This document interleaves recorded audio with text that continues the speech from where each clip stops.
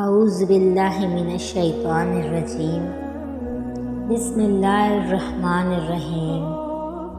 حضرت اماں حوا پہلی عورت، حضرت آدم علیہ السلام کی بیوی، نسل بشر کی مادر گرامی ہے۔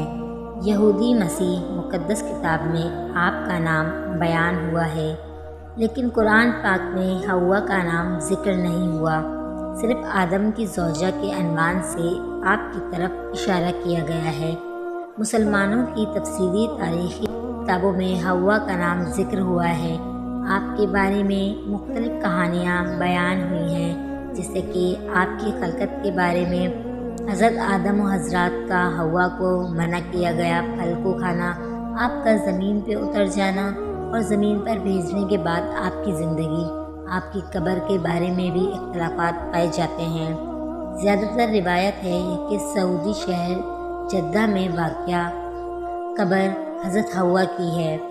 قدیم تر روایت میں خدا نے حضرت آدم کی خلقت کے بعد خشکی میں رہنے والے حیوان اور پرندوں کو مٹی سے خلق کیا، اور حضرت آدم نے ہر ایک کے لیے نام چنا، لیکن اسے ان میں سے اپنے لیے کوئی مناسب دوست نہ ملا۔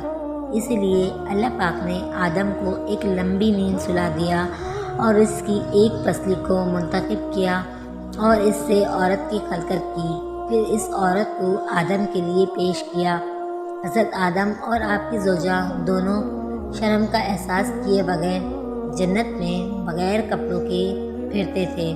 ابلیس نے عورت کو فریب دیا اور جس درخت کے پھل سے اللہ پاک نے آدم اور اس کی زوجہ کو منع کیا تھا، اسے کھانے کی تشویق کی۔ عورت نے اس پھل کو کھایا اور آدم کو بھی کھلایا، جس کے نتیجے میں دونوں کی آنکھیں کھلی اور انہیں سمجھ آئی کہ ان کے جسم پر کپڑے نہیں۔ چونکہ خدا نے آدم سے پوچھ گچھ کی، آدم نے اپنی زوجہ سے پوچھا اور اس نے شیطان کو متہیم کہا، اس لیے اللہ پاک نے آدم اور ان کی زوجہ کو سزا دی جس جرم کے وہ مرتکب ہوئے تھے۔ پھر عورت کو کہا گیا، تمہارے حمل کے درد کو بہت زیادہ کر دوں گا، درد کے ساتھ بچہ پیدا کرو گی اور شوہر کی مشتاق رہو گی اور وہ تم پر حکمرانی کرے گا۔ اس کے بعد آدم اور حوا کو جنت سے باہر نکالا گیا اور درخت حیات کھانے سے روکا گیا تاکہ ہمیشہ زندہ نہ رہ سکے۔ یہودیوں کے مطابق حضرت اماں حوا اور حضرت آدم علیہ السلام کی شادی میں فرشتے شامل تھے۔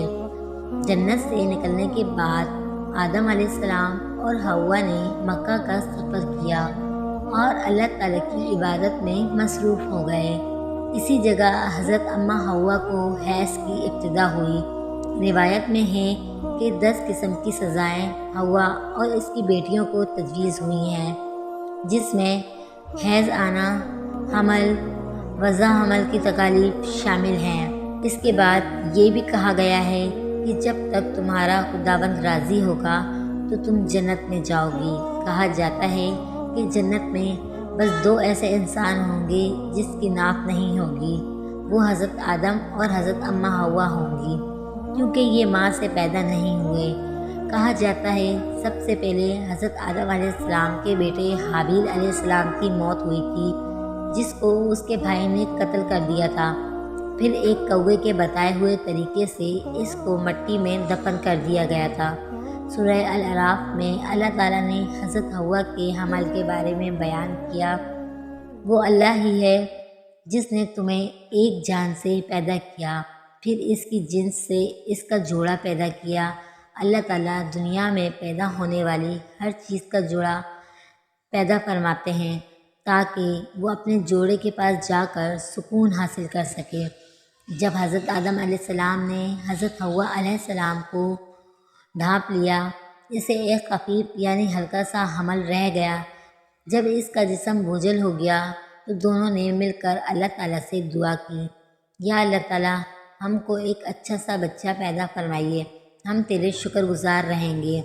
حضرت سعید بن جبیر رضی اللہ تعالیٰ عنہ سے ایک روایت مروی ہے کہ حضرت حوا علیہ السلام کو جب پہلی بار حمل ٹھہرا تو آپ نے بوجھ محسوس کیا۔ یہ زمین پر آنے کے بعد پہلی بار تھا کہ آپ کا پیٹ یوں حمل کی وجہ سے باہر نکل رہا تھا، جس کا بوجھ اور تکلیف آپ علیہ السلام کو چلتے پھرتے ہونے لگی۔ ایک رات حضرت حوا سونے لگیں تو ابلیس لبادۂ بشریت میں حاضر ہوا۔ اس نے بی بی سے کہا، تمہارے پیٹ میں کیا ہے؟ حضرت اماں حوا نے کہا کہ مجھے کیا علم کہ میرے پیٹ میں کیا ہے؟ ابلیس نے پھر پوچھا کہ یہ کہاں سے نکلے گا؟ ناک سے، کان سے، منہ سے، یا پھر تمہارا پیٹ پھاڑ کر نکلے گا؟ حضرت اماں حوا نے کہا کہ مجھے کیا معلوم کہاں سے باہر نکلے گا؟ شیطان نے کہا، اگر صحیح سلامت باہر آ گیا تو کیا تم میری بات مانو گی؟ شیطان کے کہنے پر حضرت حوا نے کہا کہ جی، میں آپ کی بات مانوں گی۔ شیطان نے کہا، اس کا نام حارث رکھنا۔ اس کی وجہ یہ بیان کی جاتی ہے کہ حارث ابلیس لعین کا نام تھا، یعنی کہ وہ حضرت آدم علیہ السلام کی پہلی اولاد کو اپنے نام کے ساتھ جوڑنا چاہتا تھا۔ جب صبح ہوئی تو حضرت حوا نے ساری باتیں حضرت آدم علیہ السلام کو بتا دیں۔ حضرت آدم علیہ السلام نے سارا قصہ سننے کے بعد فرمایا کہ وہ شیطان ہے جس نے ہم کو جنت سے نکلوایا ہے، اس سے بچ کر رہنا بہتر ہے۔